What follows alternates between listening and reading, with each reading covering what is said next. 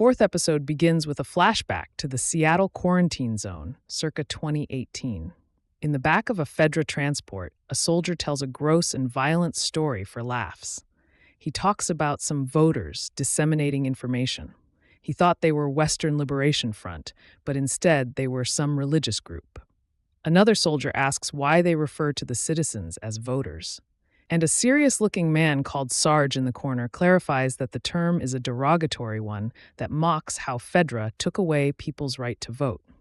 His tone implies he disapproves of the other soldier's jocularity, and the laughter abruptly stops after he speaks. The vehicle approaches a blockade. There are a lot of people outside on the street. Sarge says he's going to go talk to the people and instructs the other soldiers not to lock and load. Then he orders the soldier who asked about the voters term to come with him and learn something. A woman named Hanrahan comes up to Sarge and asks if his name is Isaac. It is.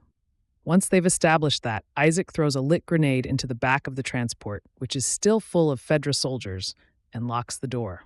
It goes off. He shoots the driver when he tries to escape. Then Isaac and Hanrahan shake hands. "Welcome to the fight," she says. Isaac turns to the younger soldier, who now is the only other survivor from his group. "Now make your choice," the older man demands. 11 years later, in the present, Dina and Ellie are poking about in the remains of a drugstore. They're in separate rooms, so Ellie isn't there when Dina finds and enters something. We can't see what it is, and yells that she's going to pee, and she'll meet her outside. Ellie notices something is off about her friend when Dina comes out and climbs up on Shimmer with her, but Dina shrugs it off. They meander through Capitol Hill, musing about how they thought Seattle had been bombed, but this part is still intact. They arrive at the area we saw in the flashback, which is now covered with long rotten corpses. The girls see the Fedra bodies inside the transport and guess that the two groups were fighting each other. Then Dina uses her binoculars to look around and finds WLF painted on a satellite dish on top of a tall building.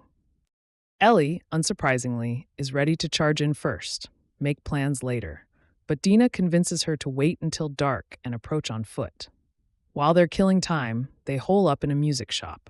It's as ravaged as the rest of the city is, but in a pretty way. Lots of plants growing in and a giant, sunny hole where windows used to be.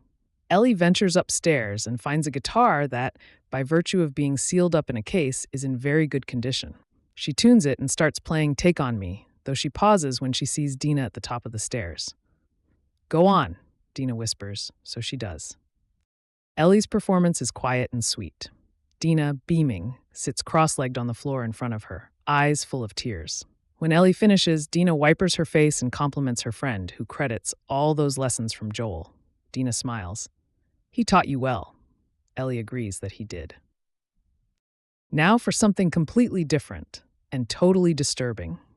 In an industrial kitchen elsewhere in Seattle, Isaac lights a stove's burner and talks to someone out of frame about how in the pre-cordyceps times he loved cooking and used to dream about owning a fancy saucepan. "And I was right, just now how I planned. The strange benefits of the apocalypse," he says, heating a pan that we quickly realize is going to be used in an interrogation. A naked, badly beaten, and bald man is chained to a wall in the kitchen. He appears to be a member of the Seraphites, the religious group we saw walking in the woods in the previous episode. As the man prays, Isaac mocks him, calling him and his fellow believers scars. Isaac wants to know where they're attacking next, but the man won't spill. So Isaac has the man hold out his hand, and Isaac places the hot pan directly on it. The man screams so loudly and awfully that a guard outside blanches. Another man tells him to chill, because Isaac knows what he's doing. As the prisoner cradles his mangled hand, he repeatedly chants, "She watches over me, she fills my soul," to himself. Isaac asks if she also told the man to kill children. They argue about who broke the truce between their two factions, but the man will not give Isaac what he wants. He taunts Isaac that, despite having better resources, the wolves are going to lose. "Every day, one of your wolves comes to see the truth and takes her into their heart, and none of us ever leave to become a wolf." This angers Isaac greatly, and he reaches for the pan once more. But the man doesn't flinch and merely holds out his hand before being asked. Instead, Isaac shoots and kills him. "Good guy, got what he deserved," says the soldier whom we hadn't seen before, and we realize it's the younger guy from the flashback, the one Isaac saved from his colleague's fate. Night falls. Ellie and Dina make their way into the WLF building and quickly realize they've stumbled upon the scene of a massacre. There are a bunch of dead bodies, a few hanging from the ceiling, disemboweled, with their hands bound. Dina immediately pukes.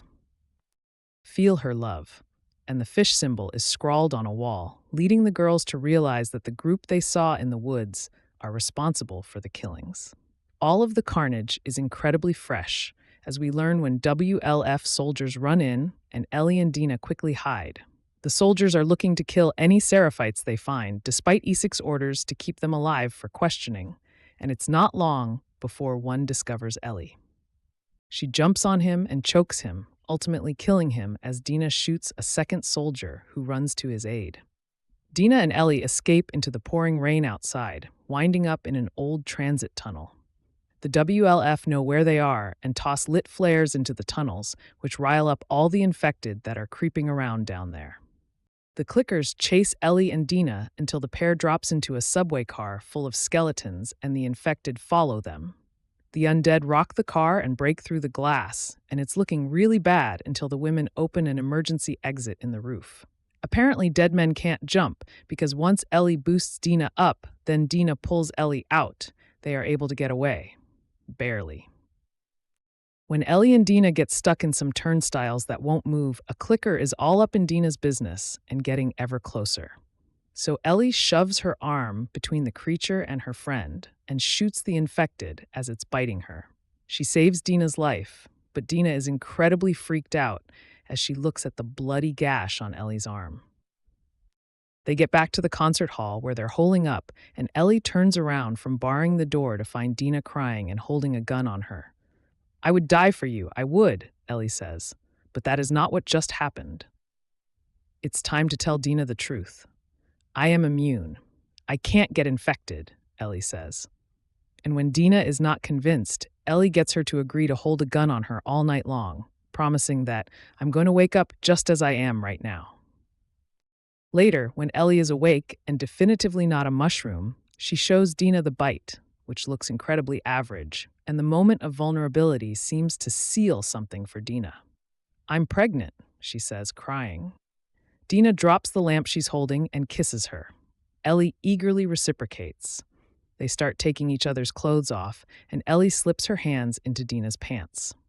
Then we cut to the next morning, where they snuggle on the floor. In the morning light, Dina looks at Ellie's old bite. Ellie clarifies that now it's mostly a burn. Dina realizes she doesn't even know if Ellie wants a kid. "I want it with you," Ellie says quietly. The cuteness ends when the WLF radio that Dina stole crackles with some voices. There's fighting, and they hear Nora's name and reason that she'll know where Abby is. Up on the roof, they see bombs going off in the city. That's where they have to go. But Ellie suddenly realizes everything that's at stake and tells Dina she doesn't have to rush into danger with her. "Together," Dina says,